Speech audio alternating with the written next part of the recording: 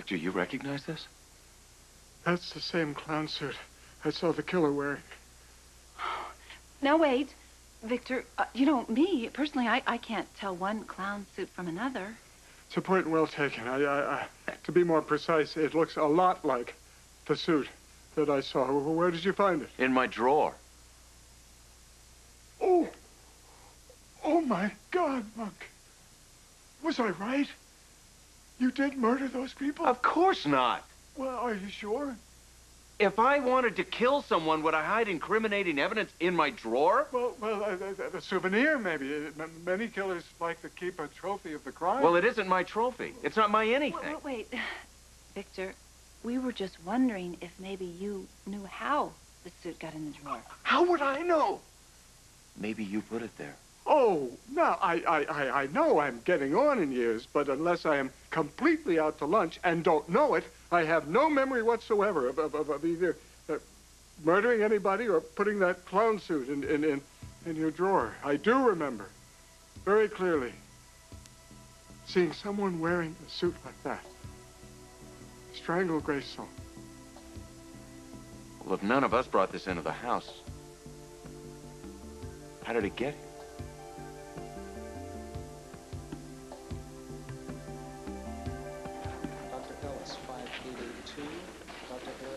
Dr. Burgess, I followed up on your suggestion. Here's that report. How nice to see you doing your job. Well, we aim to please.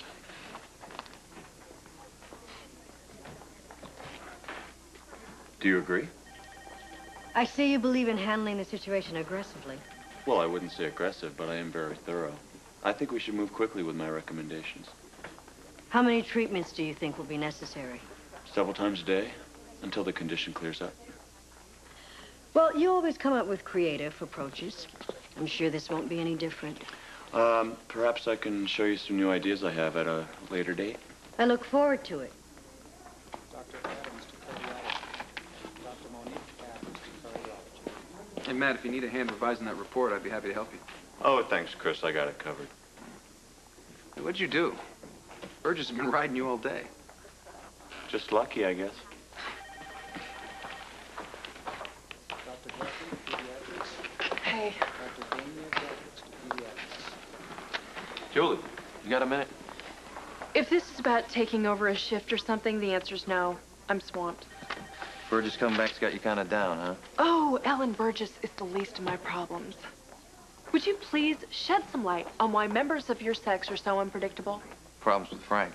1 minute he's sweet, then he's angry, then he's protective, and then he insults me. Something specific happened? Last night, he said I was a second-rate doctor who's still trying to impress my dead father. Now, come on, you're smoking around here, even with all the things that happened to you. Thanks, Jake. Look, I think Frank's going through a post-traumatic stress because of the accident. I think he was on his feet way too soon afterwards. You know, maybe he was more affected by this fall than any of us thought. Have you noticed anything different about him? Last month, before Lark disappeared, we were talking, nothing else. Right, Frank comes up, he gets rid of Lark, and then he lays into me. What did he say? He said he was going to break every bone in my body if I got involved with Lark again. I don't get it.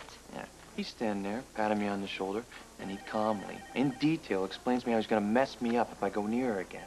Frank was always protective of Lark, but threatening to beat you up is too bizarre. Well, he gets stranger, okay? At Grace's wake, he comes up to me, and then he apologizes for what he said before, and then he implies that it'd be okay if Lark and I were to see each other again. Frank said it was okay for you to date Lark? Pretty much. It was like talking to a total stranger. I have no idea what almost dying might have done to Frank, but it definitely did something. Dr. Curtis, 5517. Dr. Fritz Curtis, 5517. What's the matter? Jailbait not good enough for you anymore? Excuse me? Frank! Flirting with Jake, your new way to score points for the quarter? What is wrong Oh, shut with up! Nobody gets away with playing me for the fool.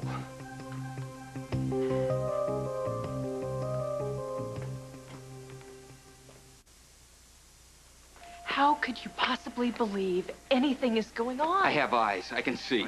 Frank, take it easy, okay? This is nothing. Are you saying Julie is nothing? Well, look, that's not what I meant. Do you even know what you mean, Jake? First you're hot for Lark, now it's Julie. Who's next, my mother? You're being ridiculous, Frank.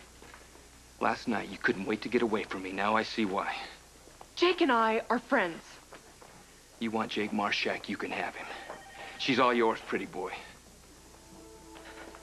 You're the one I thought I wanted, Frank, but I'm not so sure anymore. Let me make it easy for you. I am through with you.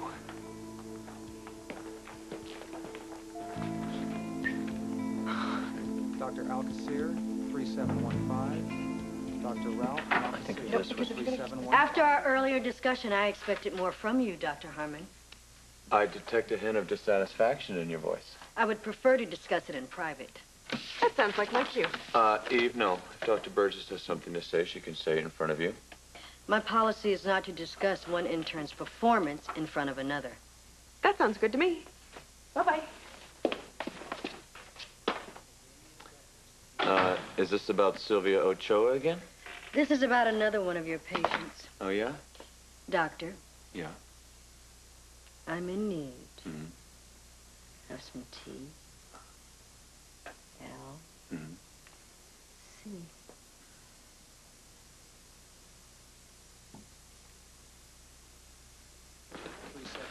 No. I wouldn't go in there if I were you. Why? What's going on? Matt's catching hell. From Burgess? Oh, she's in rare form. All right. Let the thrashings commence. The guy was getting way too confident, if you ask me. Nobody asked you. Oh, come on. He's been acting like he's got the Quartermain all wrapped up. Hope he's getting exactly what he deserves.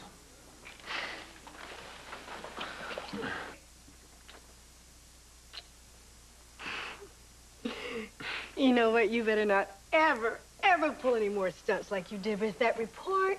What if Chris Ramsey had asked to see it? Well, he asked me if I needed help with it. I said I could handle it. Oh, Matt, what if that had been Ellen Quartermain or Gail Baldwin? Well- Or any other doctor whose curiosity we couldn't brush off? I would have eaten the evidence. Promise that you will never pass notes in class. Swear. Only on one condition. What? My apartment after work. Oh, you tried such a hard bargain. I know.